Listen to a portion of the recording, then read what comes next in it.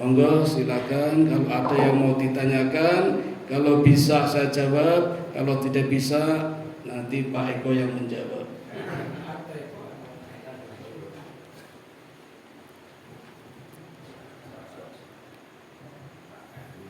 Terima kasih. Assalamualaikum warahmatullahi wabarakatuh. Waalaikumsalam. Ini saya Pak Ustadz ini sambil tadi ngantuk-ngantuk. Apakah tadi sudah disampaikan atau belum? Jadi sebelum itu ya dari satu keluarga itu mana yang lebih utama. Misalnya keluarga itu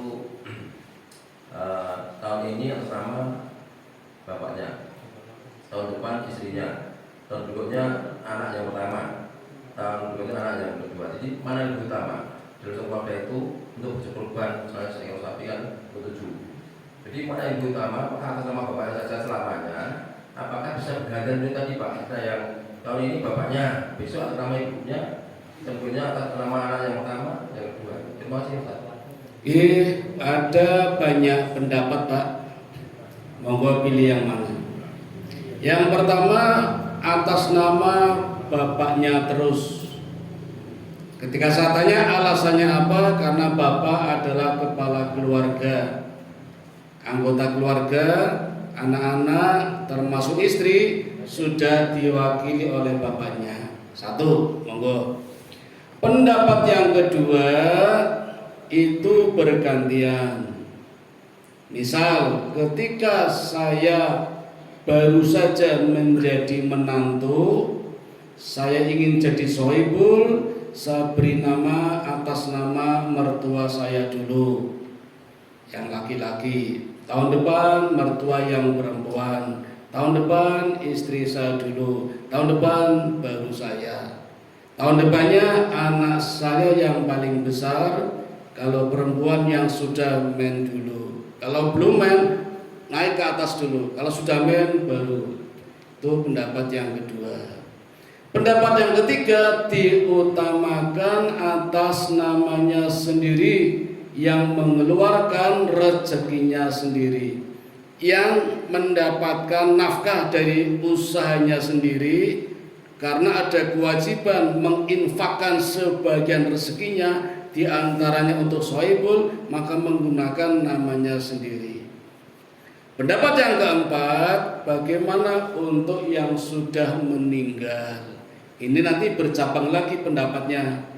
Pendapat yang pertama, yang sudah meninggal sudah selesai, putus amalnya, eman-eman sia-sia, mendingan untuk yang masih hidup.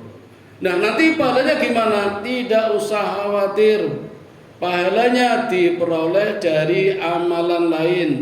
Ada hadis mengatakan, bila anak Adam meninggal maka putus amalnya kecuali 3 perkara: amal jariah, ilmu yang bermanfaat, anak yang soleh. Ketika anak menjadi sohibul, walaupun orang tuanya sudah meninggal, tidak dipakai namanya sebagai sohibul, tetapi sohibul anak yang soleh itu sudah memberikan pahala kepada orang tuanya. Karena sohibul ini merupakan amal jariah, ilmu yang bermanfaat, anak yang soleh. Karena dulu orang tuanya mendidik anak ini sehingga anak ini jadi anak soleh. Anak ini juga dapat ilmu yang bermanfaat, orang tua juga dapat aliran pahala, walau namanya tidak digunakan sebagai nama sohibul. Kemudian yang satu lagi, boleh menggunakan nama sohibul orang yang sudah meninggal, asal dulu pernah nadar, leh sesona ibu rana dikorbankan ya, urung dikorbankan sorano. Maksudnya sohibul, ya itu namanya pesan wasiat. Nah sepanjang wasiat bisa dilaksanakan oleh anaknya, laksanakan. Tapi orang tua harus tahu diri, bapak-bapak kata sekolah harus tahu diri. Kalau bisa jangan memberikan wasiat yang anak-anak kita tidak mampu. Maka pesannya, nek kowe mampu, nek iso ya reso apa-apa. Nek mampu, sesok sohibul ya atas nama bapak apa ibu. Nek mampu loh, orang ya apa-apa. Jadi ada kalimat seperti itu, biar anak kita nggak beban. Syukur mampu, nah orang ya apa-apa. Itu namanya kan wasiat. Itu harus dilaksanakan selagi mampu dan wasiatnya baik. Gini Pak, terakhir ya. Saya mohon maaf alergi dengan kalimat infak terbaik. Sering mendengar nggih? Nah, pengajar-pengajar ada kalimat NB sediakan infak terbaik. Ngapunten, kula jenenge mboten setuju, alergi kula. Risih. Saya mau nanya, itu yang menuliskan memang benar-benar tahu artinya apa mau melu-melu? Ketok ibu melu-melu nih yo. Jangan-jangan nggak tahu artinya.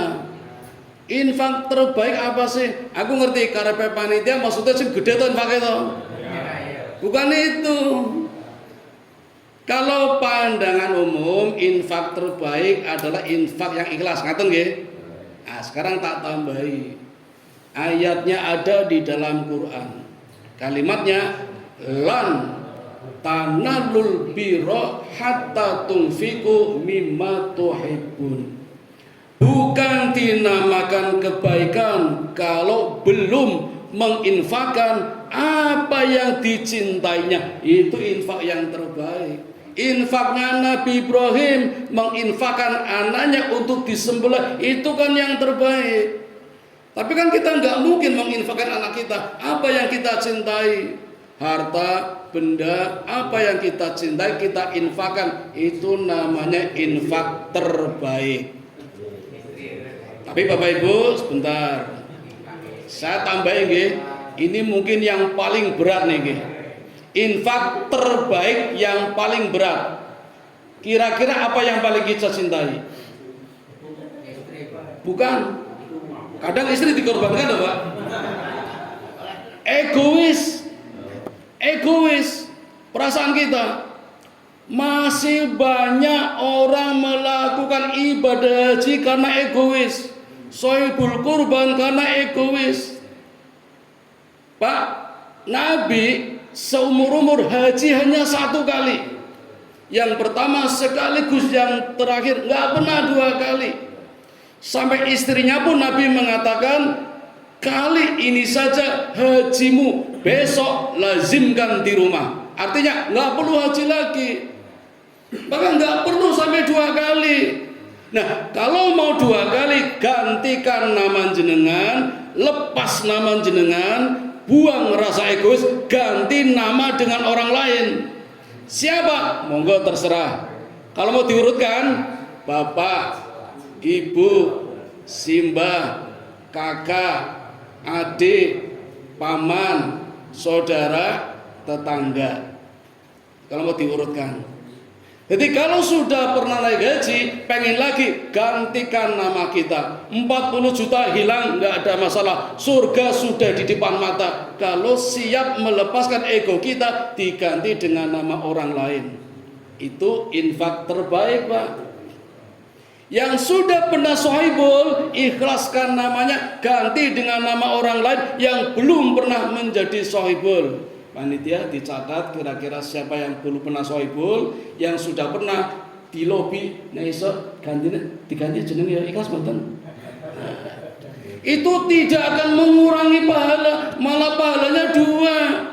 Memberikan kesempatan kepada orang lain untuk menjadi sohibul atau naik haji, tidak mengurangi pahalanya 2 kali. Insya Allah halal, sah, surga di depan mata. Ada daripada mangka dewe haji yang kedua malah pamer toh, wong ngerti kabeh malah gugur. Sohibul juga mungkin begitu. Wah, kamu tidak bisa korban, ini korban, saya korban, malah lebih gede saya ke binatangnya, malah pamer nih. Nah itu Pak yang dimaksud infak terbaik. Mohon panitia pengajian kalau menuliskan infak terbaik, ya hati-hatilah, mikirlah. Mudah-mudahan tahu sendiri, bukan karena ikut-ikutan infak terbaik, infak terbaik. Aku ngerti karepe, maksudnya infaknya sing gede ngaten to. Ya jujur aja, infak terbesar ngaten mawon. Infak terbaik. Ayo gede ora ikhlas apa wae. Maksudnya ikhlas nih. Nah sekarang wacananya Pak, infak terbaik adalah mengganti nama kita, melepaskan egois. Itulah hakikat kurban. Ya egoisnya dikorbankan, dibelah, itu dibuang jauh-jauh. Itu hakikat kurban seperti itu. Ngaten Pak nggih. Monggo pilih pundi ngangge nama jenengan angsal, nama bapak nggih angsal. Tapi kalau nama anak kita diutamakan yang sudah balik. Kalau perempuan sudah menstruasi, karena sudah ada tanggung jawab dosa dan pahala. Sebelum itu belum ada. Orang meninggal sudah lepas. Dan jadi kalau kita atas nama orang meninggal, ya mendingan masih hidup aja lah.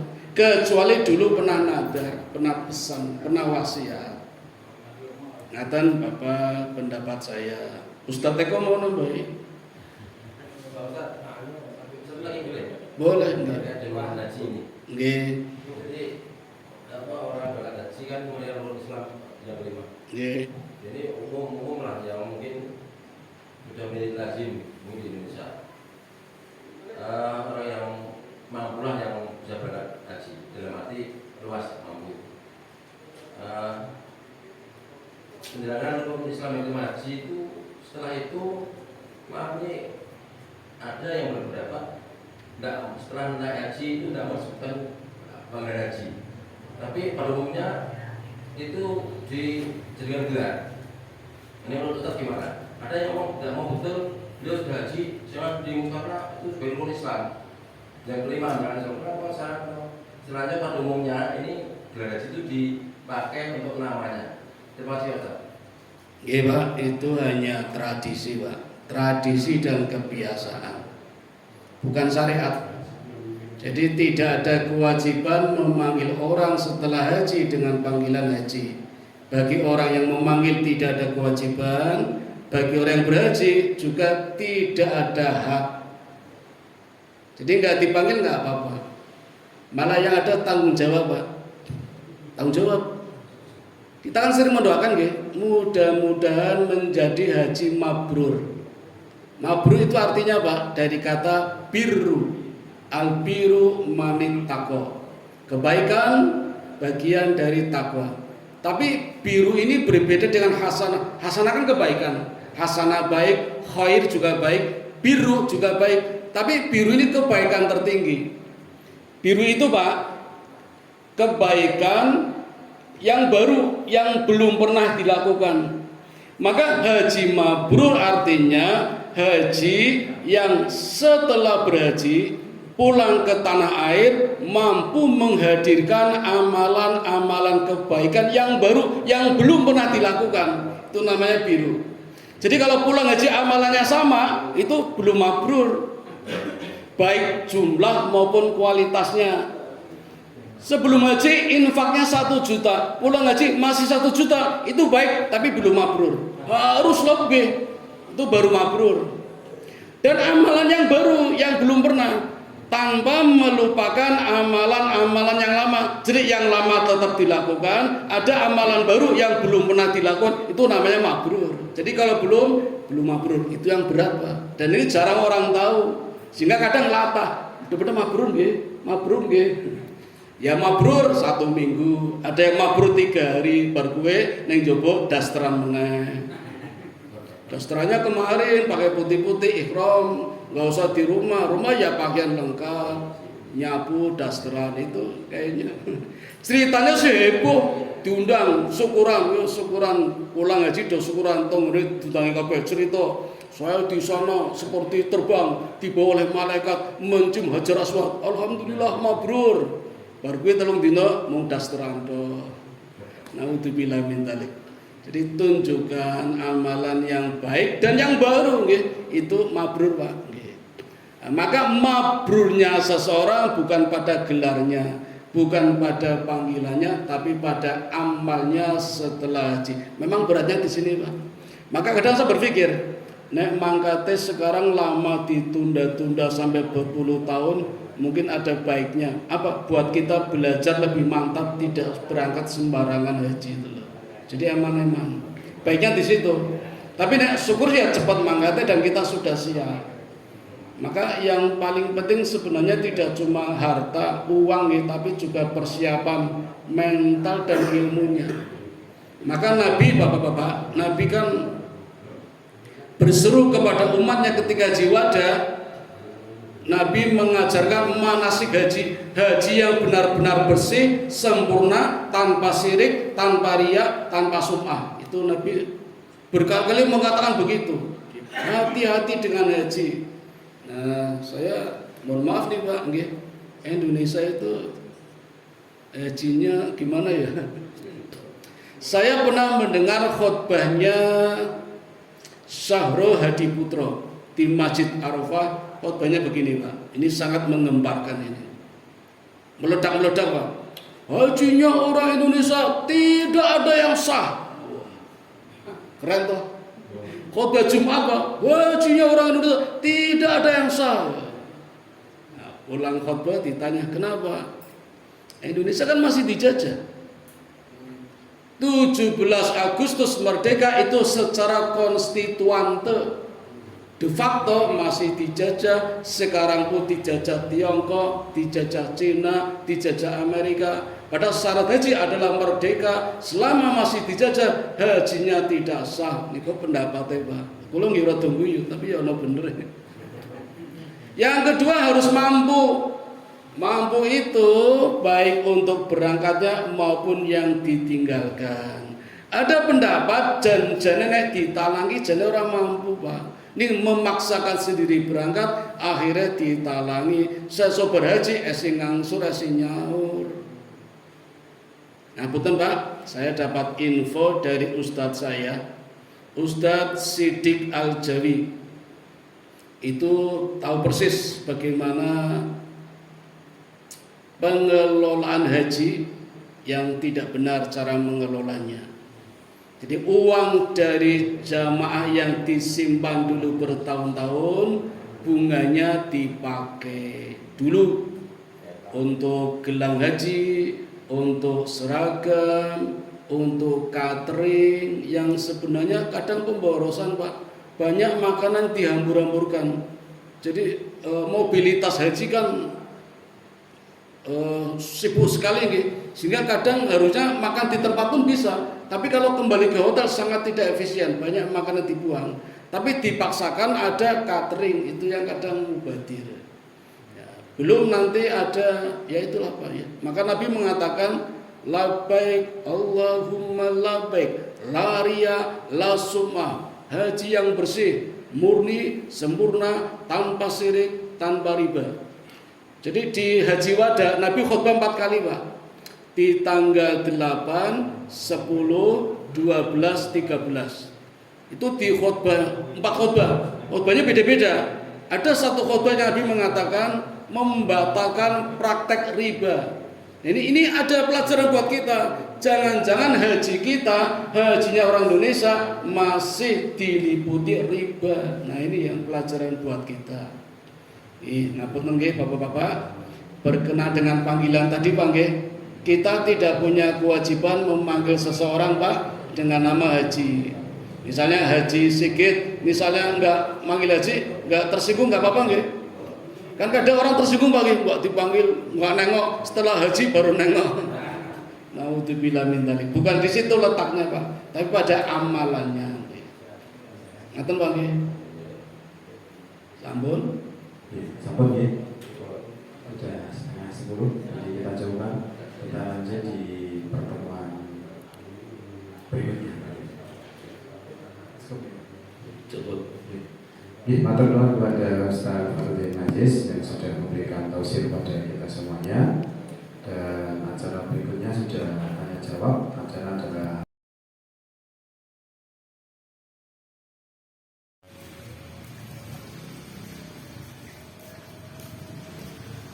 Allahu Akbar.